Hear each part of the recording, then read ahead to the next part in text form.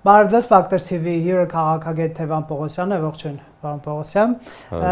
Այսօրվանից սկսվում է նախընտրական քարոզարշավը եւ Հայաստանում, ասես ձևակերպենք, իշխանություն վերցնելու համար 19 քաղաքական ուժ մտել է ընտրապայքար մեջ։ Ձեր կարծիքով կամ ձեր աչքի եւ լսողության համար այս անգամվա ընտրարշավը նախորդներից օրինակ ինչով է տարբերվում, ինչ առանձնահատկություն ունի, ինչ նշանակություն ունի միգուցե։ Ժողովրդավարության նվազում ռեպրեսիաների շարքը, որը սկսել էր, քանի որ նախընտրականը ոչ թե սկսել է այսօր, եթե ազնիվ քննարկում ենք անում, չի սկսել նախընտրական պայքարը այսօր, պաշտոնական, չպաշտոնական, այնքան օրենք է խախտվեց երկրում, որտեղ այդ որևէ մի բան այլևս ման։ Այդ 2-3 ամսից ավել է նախընտրական թոհուբոյի շրջանակների մեջ ենք եւ ցայտուն գաղափարը դա ռեպրեսիաների շարքն է։ Այսինքն 21-ի համեմատ դուք ռեպրեսիաների ավելացում եք տեսնում, դա նկատի ունեք։ 21-ին ոչ մի սրբազան նստած չէր, ոչ մի քաղաքական գործիչներ առանց հիմնավորման ամիսներ նստած չէին, տնային կալանքների շարքը այսքան չէր եւ այլն։ Ուրեմն ասում եմ, այդ նույնիսկ 21-ն եմ ասում։ Էլ չասեմ, եթե գնանք ավելի շատ, ինչքան ավելի հանգիստ եւ հանդարտ էր ամեն ինչը լինում։ Եվ արդյոք դուք կամաձայնվեք, որ իշխանությունը Գյումրիից հետո ինչ-որ դասեր քաղեց, ես այսպիսի թեզ եմ լսում։ Դասեր քաղելը շատ բարձր ձայն է։ Միգուցե կարելի է ճակատների մեջ դասեր քաղել ասել, թե ոնց հետևություն արեց լավ։ Հետևություն արեց, որ ռեպրեսիաները պետք է խստացնի։ Ուրեմն ինձ թվում է դեռ ամեն ինչ արժևում է։ Ես մի ամիսում եք տենալու ենք ամեն օր երևի ինչ-որ դեպքեր տաներ մտնել, ինչ-որ գրասենյակներ, հեռախոսազանգերի լսումներ եւ այլն, ասած բան։ Դա ռեպրեսիա է, թե իրավապահ գործառույթ, պարոն Պողոսյան։ Չէ, ռեպրեսիա է, որտեղ իրավապահ գործառույթը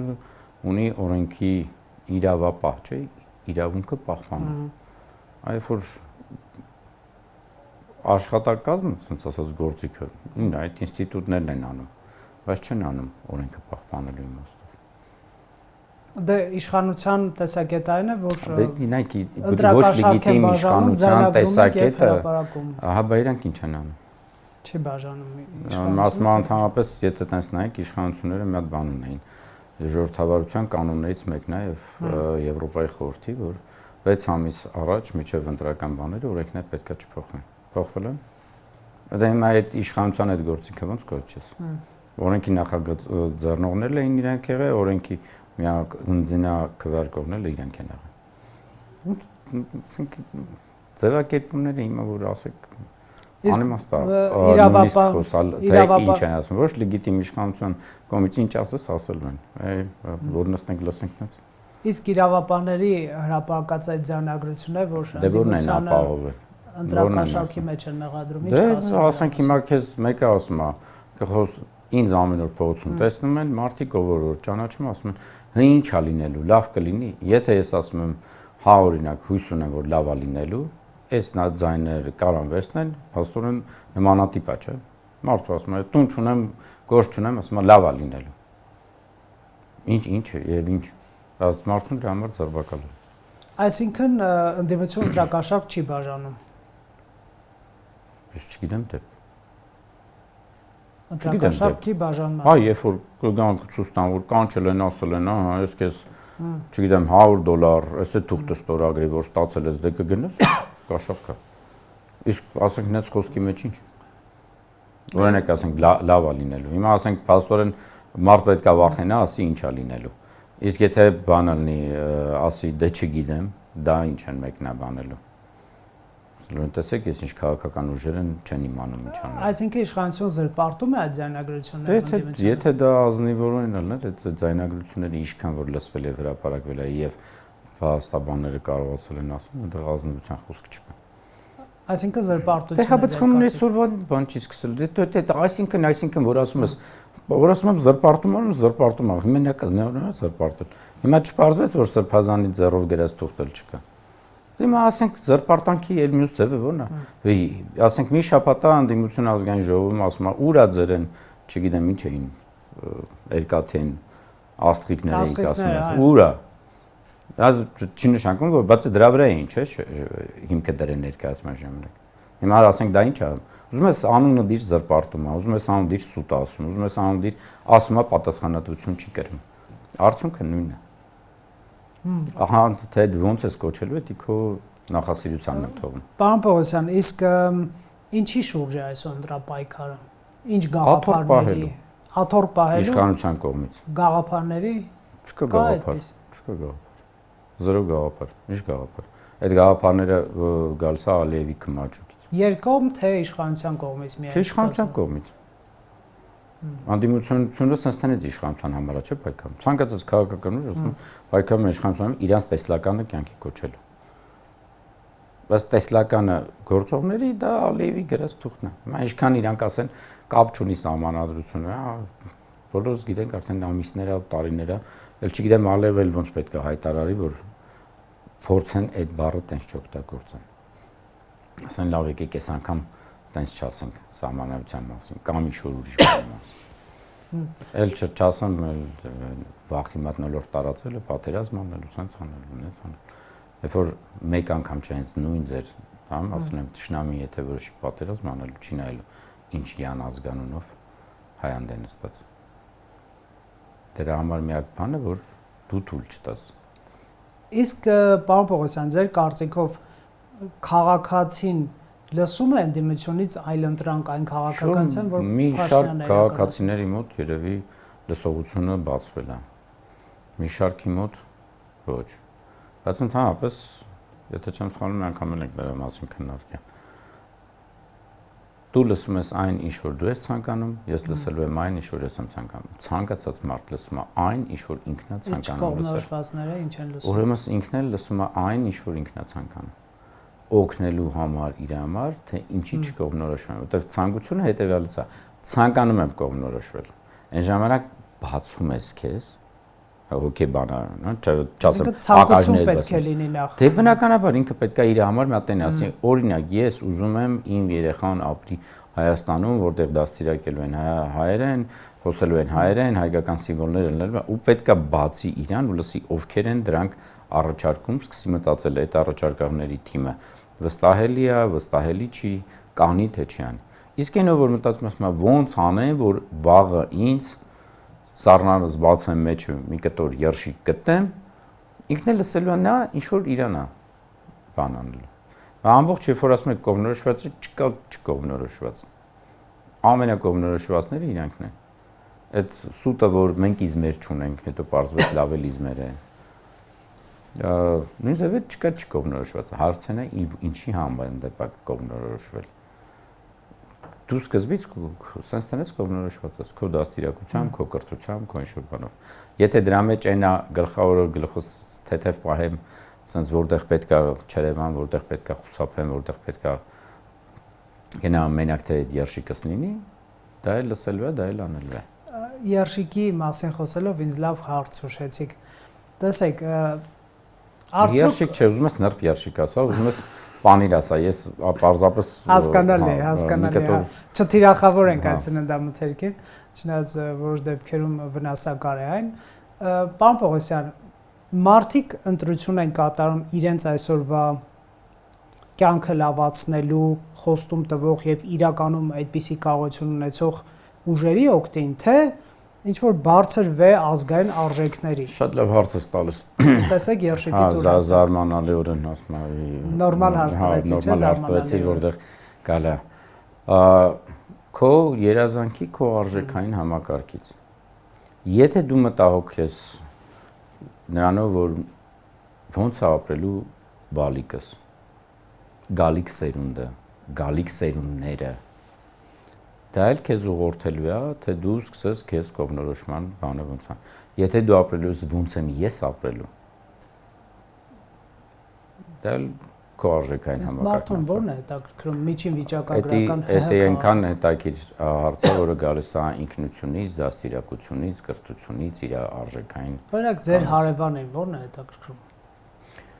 Հուսամ որ չթիրախավոր են որ մեկին։ Հուսամ որ բոլոր հարևաններին ում հետ գիտեմ, ճանաչում եմ, շփվում եմ, սեփական տների թաղամասերում շատերին կարող չիման։ Իրանք բոլորը նաև մտահոգվում են իրենց ապագա գալիք սերունդների իմաստով։ որտեվ այդպեսին եմ իրանց մտահոգ, ցավաբրող։ Նրանց ովքեր որ չեմ էլ ճանաչում, բայց նաև կա շատերին, որ աշխատանքային բերումով եմ ճանաչում, ովքեր որը հասկանում ես, երբ որ խոսակցության մեջ իր ընտրության բան ասում է, դե բոլորը նույնն են, դե ինքը միայն եւ միայն իր մասին է մտածում։ Որովհետեւ եթե դու դրանով ես առաջնորդելու թե գալիք սերունդների համար ինչա լինելու, մտածելու ես ով է բան անում, որ միգուցե իմ 5 տարվա մեջ գիտակցաբար հասկանալու եմ, որ կյանքս շատ չի բարելավելու։ Կարող նույնիսկ կարող է ծանրավել, բայց միգուցե իմ թորնիկի համար լավ է։ Ու լավագույն օրինակներից մեկը դա երևի Ճապոնիայի օրինակն է։ 47 թվականին, երբ որ ատոմային հարվածից հետո իրանց իմպերատորը շատ կարճ ելույթ է ունեցել, որը ազգին երևի 2000 տարուց ավել նույն ընտանիքն է, շատ հետաքրքիր է, հա, բոլոր մնացած թագավորական բաների մեջ ինչ որ ընտանիքների մորթել են, սպանել են, ծել են, փոխել են, իրանց մոտ չէ, դա էլ է մշակութային բան։ Շատ քիչ ելույթներ ունեն, որ տենց միգուցե հանրային են, բայց շատ կարճ հակերճ բան ասել, ես չունեմ լուծում այսօրվա համար։ Բայց ես մի բան գիտեմ, որ եթե մենք բոլորս միասնական աշխատենք, պատրաստ լինենք դժվարությունները միասնական կրել եւ միասնական ցավը իրար տանել, միգուցե մեր թորները երկու սերունդ հետո, հա, ասենց գաղափարով ունենան մի քիչ նորմալ կյանք։ Բայց պատկերացրեք ազգը ոնց է աշխատել։ Մի սերունդը 25 տարի է։ 50 տարի, հա, գաղափար։ 47 թիվ, 1997 թիվ։ Հիմա միգուցե, չգիտեմ, կհիշեք թե չէ, բայց եթե ուժ բան չլինի, մի հատ այն մարդկանց, ովքեր որ այդ տարիներին լավ հարցրեք, ինչպիսին էր նկարագրվում Ճապոնիան 1997 թվականի կողքերը, որ ինքը այլևս 20-րդ դարի երկիր չի, այ արդեն 21-րդ դարի երկիրն է։ Եթե մի քիչ էլ մարդ չալարի ուսումնասիրելու, ապա ես 1997 թվականին նշանակվել եմ Արցախի ներկայացուցիչը Ամերիկայի Միացյալ Նահանգներին։ Եվ գնալով այնտեղ ամբողջ օրը ուսումնասիրում էին նաև Ամերիկայի արտաքին քաղաքական խնդիրները։ Այն ինչ որ հիմա Ամերիկան Իրանի կամ Չինաստանի դեմ է պայքարում, ժամանակ տնտեսական պայքարը ամբողջովին Ճապոնիայի դեմն էր, որտեղ հայ համարում էին, որ Ճապոնիան տնտեսապես իրենց հաղթելու է եւ անցնելու է։ Երկու սերունդի մեջ, բայց կիսել եմ փոքր ամանով հացընկերը, դժվարություններ են ապրել, հիվանդություններ են ապրել եմ մինիմալիստական իրավիճակների մեջ, բայց ձևավորել է, որ 50 տարի հետո արդեն Ճապոնիայի մասին ուրիշ ձև են խոսում։ Նաև որ դուք ինձ հարցնում եք, եթե ես պատրաստ եմ, որ ես անցնելու եմ դժվարություններով, ճարճարումներով,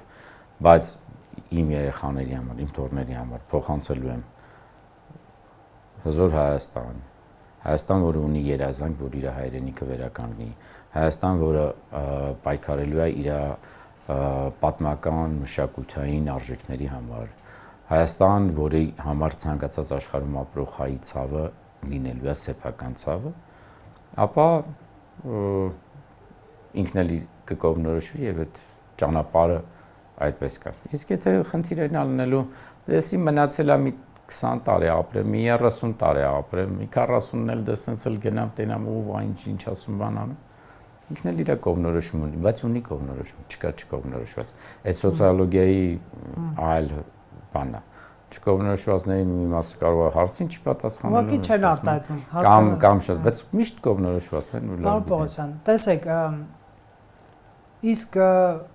մեզ որպես պետություն ինչպիսի խաղաղություն է անհրաժեշտ։ Խաղաղություն, որտեղ եւ քաղաքական ուժերը ձեր ընկալմամբ ինչպիսի խաղաղություն են առաջարկում։ Բոլորն էլ առաջարկում, բայց հարցը շարունակեմ նոր, հա։ Ձեր հարցի մեջ բայց միայն բանը չէ, ասացիք որպես պետություն։ Այդտեղից ենք սկսել, հիմա ավարտենք։ Հա, այդտեղից է սկսենք։ Քաղաքական ուժերը ինչ տարբերություններ են առաջարկում իշխանությունը եւ ընդդիմությունը, իշխանության առաջարկը այն է, որ այն ինչ որ եղել է անցյալում, դա թողնում ենք եւ գնում ենք ապաշրջափակման, հարաբերությունների կարգավորման, սահմանների բացման կամ, չգիտեմ, այսպես փակում ենք կոնֆլիկտի էջը եւ այլն եւ այլն։ Ընդդիմությունը ասում է ունենք հարցեր, պետք է խմբագրենք այն ինչ որ եղել է օգոստոսի 8-ին, մեր առաջարկները պետք է ներկայացնենք թե Թրամփի ուղու հետ կապված, թե 17 կետանոց խաղաղության համաձայնագրի հետ կապված ուժեր կան Արցախի հայերի վերադարձի իրավունքի հարցը կդնեն օրակարգում կամ միջազգային ատյաններում կհետապնդեն, այ սրանցից ո՞րն է խաղաղությունը ձեր կարծիքով։ Ուրեմն այսօր տարօրինակ հարցերի Չէ, տարօրինակ չի, շատ հետաքրքիր եւ շատ լավ է որ հնարավորություն եք տալիս արտահայտվելու այդ իմաստով։ Առաջինը ինչ է խաղաղությունը, մինչեւ չձևակերպես ես չեմ կարողանալու ասեմ դուք ինչն եք ուզում։ Որտեւ իշխանությունը որ ասում է եկեք մոռանանք ամեն ինչ ու առևտուր անենք, ում հետ։ Նա դա տանունը կասենք։ Ադրբեջանի եւ Թուրքիա։ Ադրբեջանը քո հետ չի ցանկանում խաղաղվի։ Ասում եմ Սյունիքն էլ եմ գալու վերցնեմ Սևանել 300,000 բան եմ անելու։ Հիմա որտեղ է խաղաղության կետը։ Դա 21 թվի բառապաշար չէ։ Չէ, ինչի ընդամենը մի քանի օր առաջ չէր on-line-ով ասում էր։ Ինչ տարբերություն։ Եղի որ ասել է 21-ից հետո ասել է всё, մոռացել եմ սրա մասին։ Էլ բանը օգոստոսի 8-ից հետո էս նույնը չի կրկնե։ Եկեք ազնիվորեն լինեք։ Եվ միջև այդ ազնվությունը չպայք, որովհետև այն ժամ օգոստոսի 8-ից հետո են Ստեփանակերտում եկեղեցի վերացրել եւ ամեն ինչ արել, հա, որ ասում դա խաղաղության քայլ չի ընդհանրապես դիտարկվում, այնպես որ մի բան ասել դուք տենց Ալիևի ասածներին հավատում եք։ Եթե տենց եք հավատում, ուրեմն կողքի հայի ասածին չեք հավատում, մե Ալիևի ասածին եք հավատում։ Դա էլ այլ մի հատ զարմանք ընտրություն է։ Բայց բոլոր բարագաներում ինքներս լավ իմանանք մեր ճշնամիներին, այդ է գալիս։ Եվ այդ խաղաղությունը մինչև դուք չեք ձևակերպում, դուք չեք կարող ասեք թե այն որ ինձ պարզապես խաղաղություն բառ ասեցին, դա իրականանալի է թե ոչ։ Դուք նկատի ունեք թշնամական քայլեր չարվեն, ասենք մշակութային գոնե ժառանգություն չվերացնեն, նվազագույն բան։ Դա նկատի ունեք։ Ոչ միայն։ Գերիների արձակումը։ Ոչ միայն։ Ինչի նույն արցախցիների իրավունքը չի։ Այդ ինչ երբ որ քեզ մեկը ասում է իրավունք չունես որևէ մեկի իրավունքը բարձրացնես, ուրեմն ինքը արդեն քո այդ խաղաղություն չի ցանկանում։ Ինքը քեզ մի բանից զրկում է։ Քեզ մի բանից զրկելու մեջ խաղաղությունը ո՞րն է։ Այն էլ իրավունքի, այն է որ քոնն է։ Այն էլ Աստծուց։ Հիմա ասենք դու ինձ ինչ ես ասում, Աստծո տված բանը ինձնից զրկում են ու ասում ես դա խաղաղություն է, դա խաղաղություն չի։ Դա ինչ որ մարդկանց արժեքային համակարգի, որը հիմնված է չգիտեմ ինչ բաների վրա, այս րոպեին էս իմ կյանքից մեջ այս 20 տարից, 30 տարից թողեք մարմինս չցավա։ Այդտեղ էլ քո ընտրությունը արեք։ Համայ որ ասում ես ո՞նց առնելու խաղաղությունը։ Էլի շատ բան չանենք, ավելի խելոք մարդիկ գիտությունները միշտ ասում են ցանկացած խաղաղություն ձևավորվում է 3 հիմնական գաղափարներով։ Սկսվում է ներքին խաղաղությունից։ Մինչև ներքին խաղաղություն դու չձևավորես, որևէ արտաքին խաղաղություն չի ձևավորվել։ Որովհետև ամեն ինչ տեից է սկսում։ Ներքին խաղաղությունը ձևակերպելու հետ միասին պետք է կարողանաս նայած որ չառաջանան խնդիրներ ներքին խաղաղության քո մեջ եւ կողքինի մեջ այդ հարցին։ Իսկ դրանք առանց պարտադրանքի չեն։ Եվ աշխարհը այսօր ապացուցում է, որ բոլոր հզոր երկրները ապրում են խաղաղության կամ պատկերացնում են խաղաղության մեջ ապրելը, երբ որ իրանք պարտադրում են իրենց ձևակերպում։ Ես ոնց հասկանամ, որ կարամ խաղաղ ապրեմ, երբ որ գիտեմ, որ դա արտաքին պարտադրանքի պահանջ է ունենում։ Տեսեք, պարտադրել մենք օրինակ հակադարձ կարծիք կարող լինենք Ադրբեջան, Թուրքիային կարող ենք պարտադրել, թե պետք է գտնել համատեղ շահեր, ինչքան էլ այսպես ասենք դավաճանական հնչի այդ համատեղ շահը, բայց տնտեսությունը ճանապարհների բացումը կարող է համատեղ շահ։ Շատ շնորհակալ եմ ձեզ։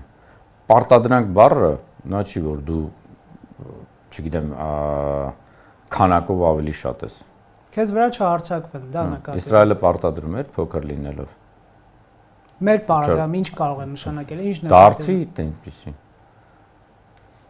Գիտությանը դրա զարգտու թող հայրը այնպեսի զենք զինամթերք ունեն, որ նույն Թուրքիան ու Ադրբեջանը ասեն ախպեր գործ չունենք, չհարձակվենք։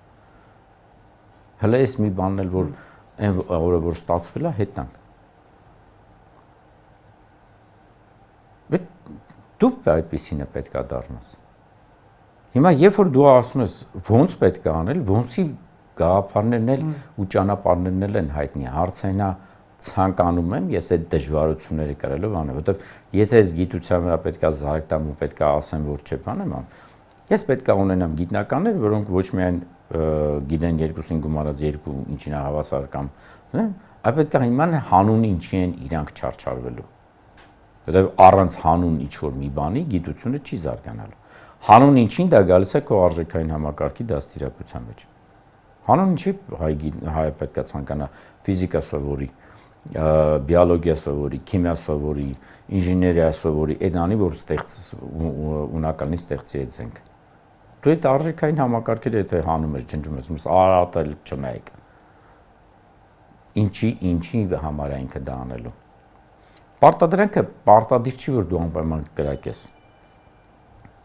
Ինչի համար են մարդիկ ավելի ունակալ լինում։ Հիմա եթե մարդիկ խոսելու են ֆիզիկական, են պետք է ասենք բոքսը սպորտը, ոնց սպորտ, երբ որ հաղթանակներ են գրում։ Մենք կռվի իմաստով ենք իրան դիտարկում փողոցի թե սպորտի ենք նայում։ Մարզվեք, պարապեք, ուժեղացեք, բերեք դարձեք։ Բայց այդ նույն սպորտսմենը երազանք չէ ունենու։ Երազանքը եթե ազգի մեջից հանես, ինչ անելու։ Այն էլ նորից եմ ասում, տեսեք կոմպոնենտների շարքը։ Առաջինը իմ խաղաղություն ասած եւ Թշնամու ասած նույնն է։ Եթե նույնը չի, ուրեմն այդ խաղաղություն չի։ Ոնց այն ասացի մեջ էլ դուք պետք է այն բերեք, որ դրսի Թշնամին այլևս չցանկանա քո մոտից բան վերցնի։ Բայց ինքը ցանկանում է։ Դրանից հետո երկրորդն է գալու։ Ոնց ես դու քո ունակություններով պարտադրելու որ դա չլինես։ Ձևավորեք, հնացեք առաջ։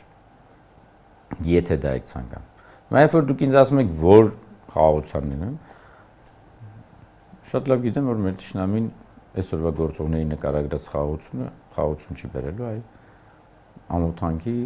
եւ ավելի մեծ կորուստների է բերելու։ Դրա համար այդ մեկը ինձ չի հետաքրքրում։ Մյուսի մեջ հույսեր եմ փայփայում։ Փաշինյանն ասաց զենքերը ցույց կտանք, նոր գնված։ Դա հուսադրող չի։ Ասենք ցույց տվեց օրինակ, չգիտեմ, 100 հատ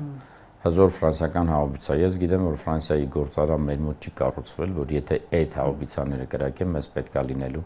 իր մեջինը։ Այսօր միգուցե ոնց շոուի համար դա լավ կլինի, բայց այն մարդը որ երկար զբաղվել է անվտանգության խնդիրներով եւ անվտանգության անցալումը ավելի խորն է անում, ես հասկանում եմ որ Ադրբեջանը որ ասում է որևէ զենք եմ գտնել, հետևից ասում է դրա զենքի վերանորոգման եւ իր օգտագործման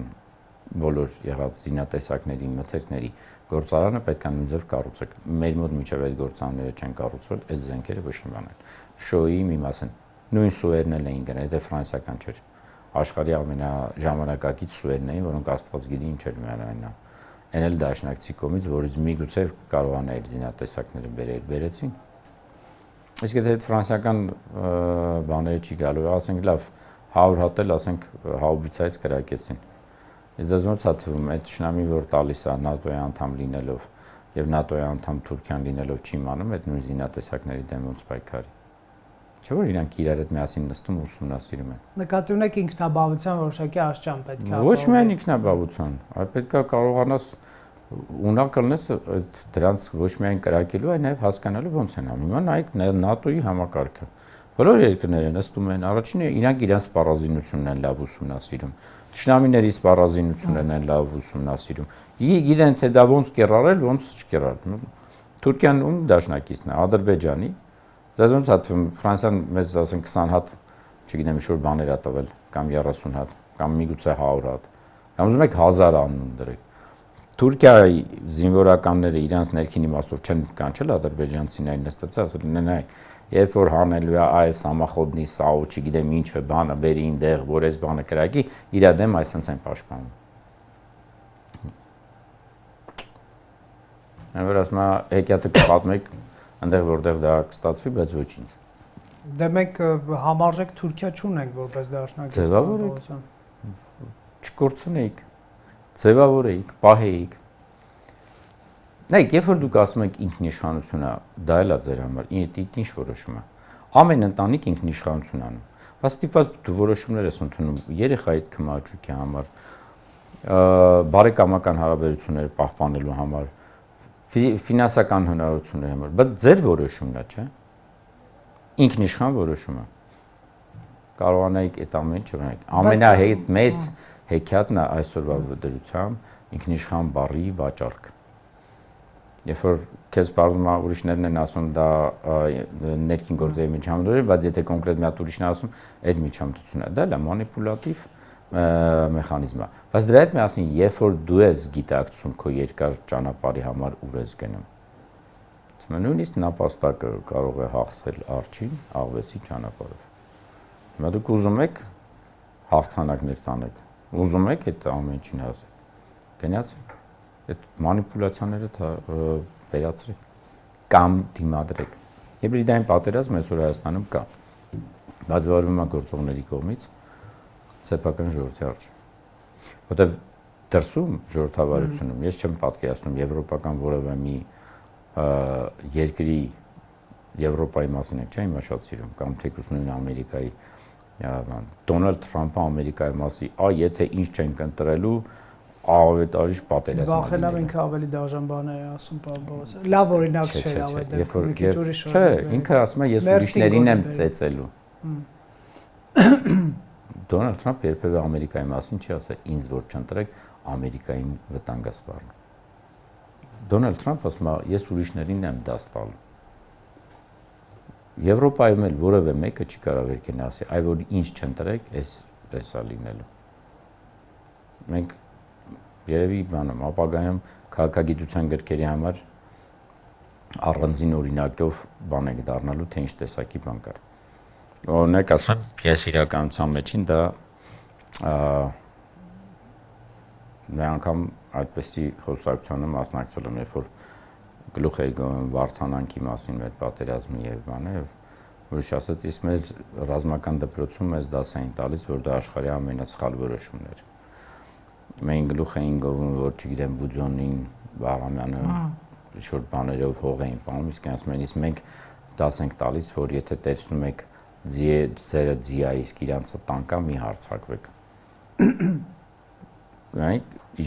Մշակութային տարբերության խնդիրներ է բան։ Այսօր նույն Եվրոպան գիտի որ ինքը կախված է ուրիշից։ Նույն Եվրոպան ինքնիշխան չի հազարավոր անվտանգության հարցերի մեջ։ Հիմա փորձում է ինչ-որ բաներ անի, բայց միշտ կախված է եղել Ամերիկայից։ Բայց ուրիշներին ասենց գնում է դասա տալիս։ Հիմա ձեր երեխային ինչքան ուզում եք ասեք, մի արա այս բանը, բայց դուք դա անեք, անելու է։ Որտեւ իր աչքով է տեսնելու, սովորելու, ոչ թե ձեր ասածով։ Այստեղ է գալիս այն բանը նորից, որ ասածի մեջ ամեն մարդ լսելու է այն, ինչը ինքը ցանկանալու է։ Նույն իմ խոսակցությունը։ Այսօր մեր խոսքը ամեն մարդ լսելու է, բայց լսելու է այն, ինչ որ իրան է ցանկալի։ Ձեր հարցի մեջից կամ իմ պատասխանի մեջից։ Այստեղ մեծ խնդիր ունենք հասկանալու եւ այսօրվա դրությամբ նույնը քարոզարշավի սկզբի հետ միասին խոսքերի, ասածների եւ այլն։ Իմ կոչս մենակ դա է լինելու։ Միջև վերցնեք, մի հատ ինքներդ ձեր մեջով այդ ամեն ինչով անցեք։ Բոլոր օրինակները կարդացեք, բոլոր տեսակի բաներ արեք, որովհետեւ ուժիցը հիբրիդային այսօրվա ճնշումներին չեք դիմանալու։ Շնորհակալ եմ զրույցի համար, պարոն Պողոսյան։ Factor TV-ում հյուրընկալել ենք Թևան Պողոսյանին։